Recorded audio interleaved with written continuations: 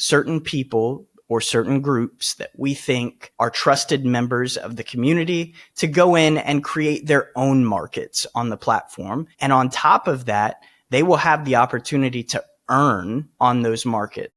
Today, I'm happy to have Clay. He is the CEO and founder of Pog Predict. Clay, thank you so much for hopping on. Thank you so much for having me. I really appreciate it. Oh, it's absolutely my pleasure. Clay, to start off here, we're going to keep it really simple. Can you tell us about Pog Predict?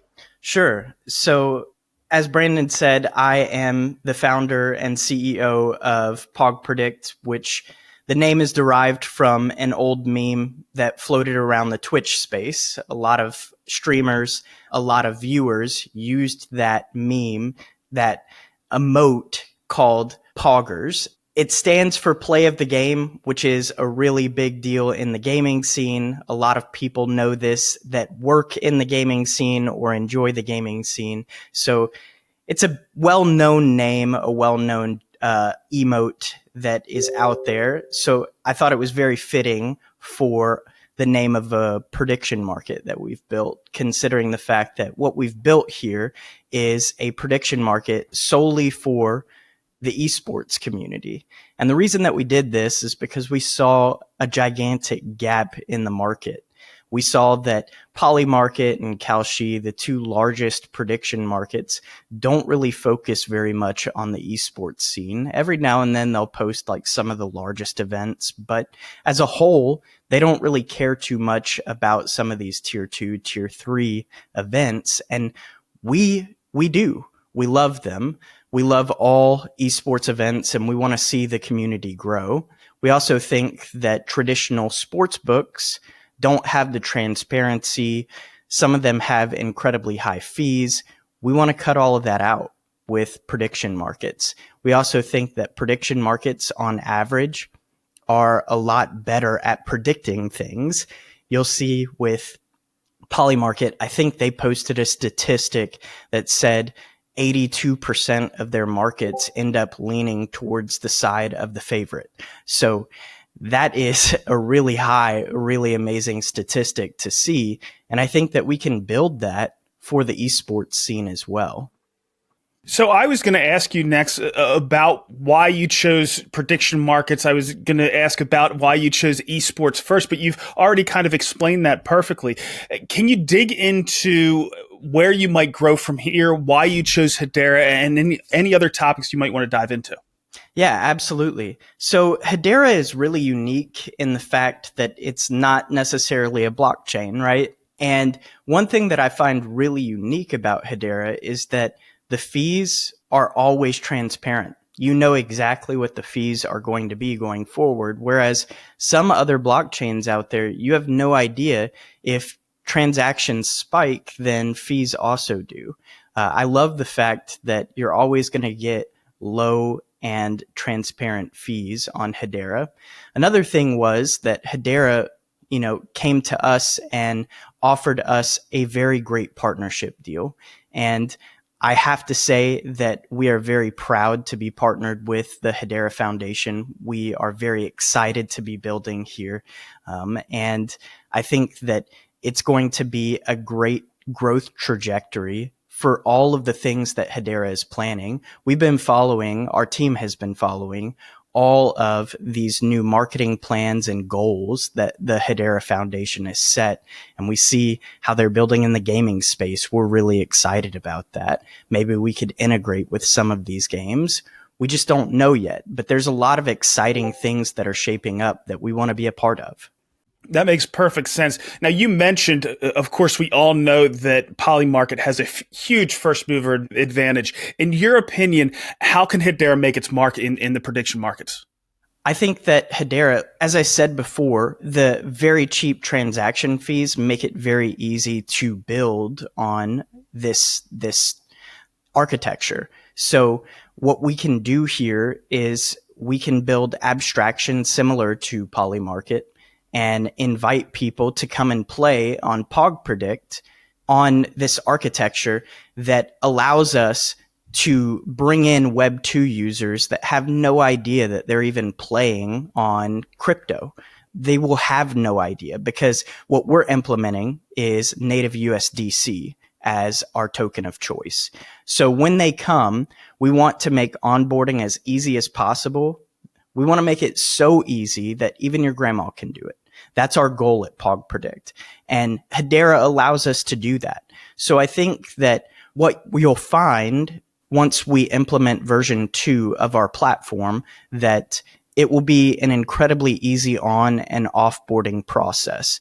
And Hedera is allowing us to do that. They're working with us very, very smoothly to get us to where we need to be for that. Because when we first started this process a few months ago, not everything was in place.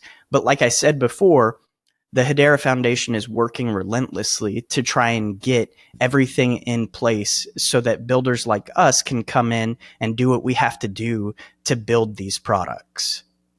Clay, for anybody who's not familiar with prediction markets, with Hedera, can you walk them through how this all works, from connecting your account to funding your account to actually playing the game? Sure. So a prediction market is basically the same thing as a betting slip, I guess you could say. There are sports books out there that allow you to go and bet on the outcome of games and things like that. Well, prediction markets allow you to do a very similar thing, but kind of in a more decentralized way, meaning that users create the odds. Instead of the sports book that goes in and sets the odds as the matches occur, the users actually determine what the odds are going to be on set matches. So what you find is that the odds might be different from what you'll find on a sports book. They could be close, but they could be far away as well, which creates some sort of hedging opportunities as well for people that bet on sports books. So what we've done here is we've created a platform.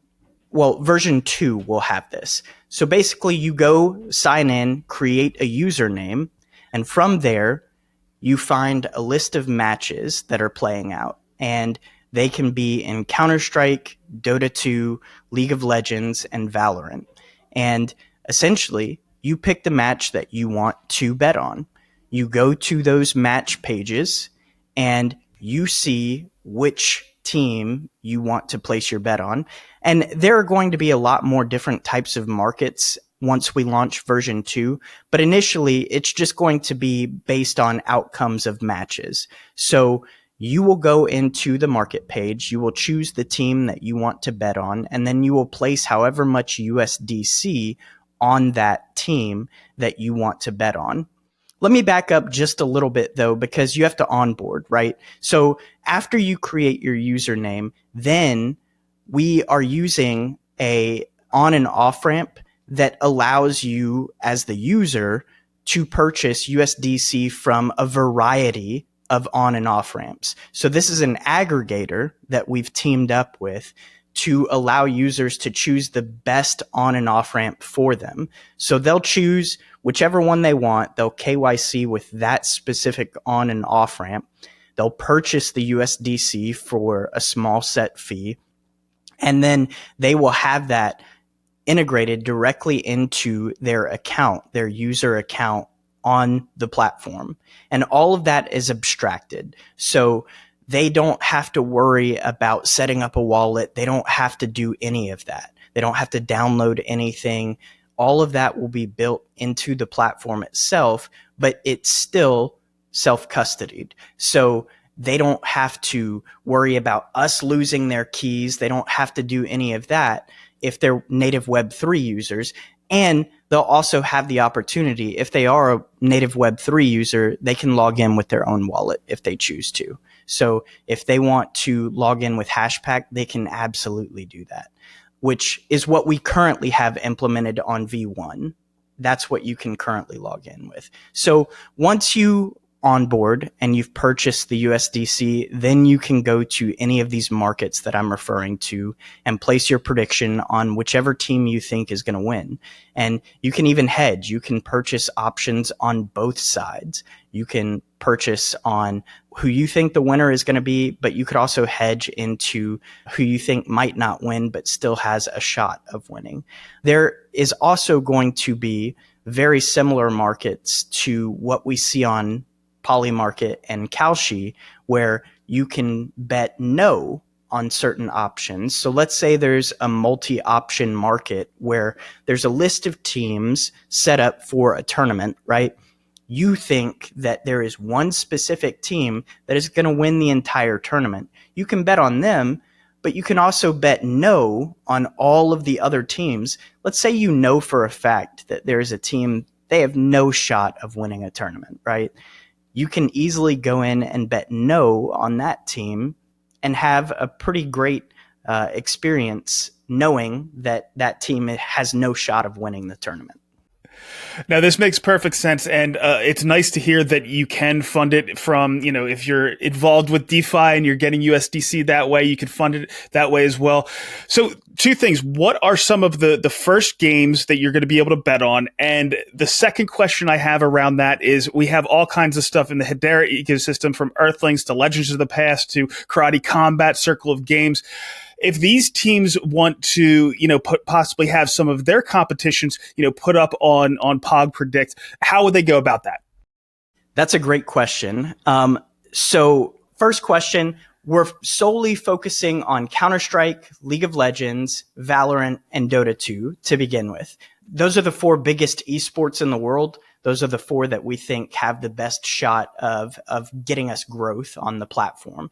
But to answer your second question, we are going to have community markets on the platform, meaning that we are going to whitelist certain people or certain groups that we think are trusted members of the community to go in and create their own markets on the platform. And on top of that, they will have the opportunity to earn on those markets. Let's say you want to come onto the platform and create a market. You would actually earn a % of the revenue from the fees of that market by doing so. So it basically creates this opportunity for creators out there or groups out there that want to earn a little bit of extra revenue to go out and display these markets to their community and say, hey, come get involved. And in the process, hopefully, it adds a little bit of liquidity because people tell their communities about it. Their communities come in, they get excited about it, more liquidity flows in.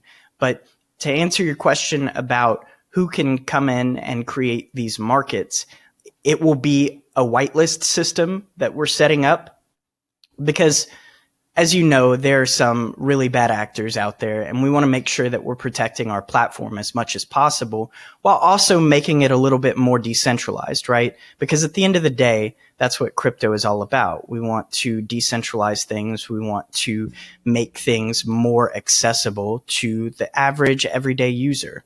But I think it would be really cool to the fighting, what's it called? The Karate Combat. Yeah, Karate Combat. I've watched a couple of those, and I know that they have their own app, right? Mm-hmm. So that would be really interesting. I don't know if they would be interested in working with us since they kind of have their own platform already, but it's definitely something to look into.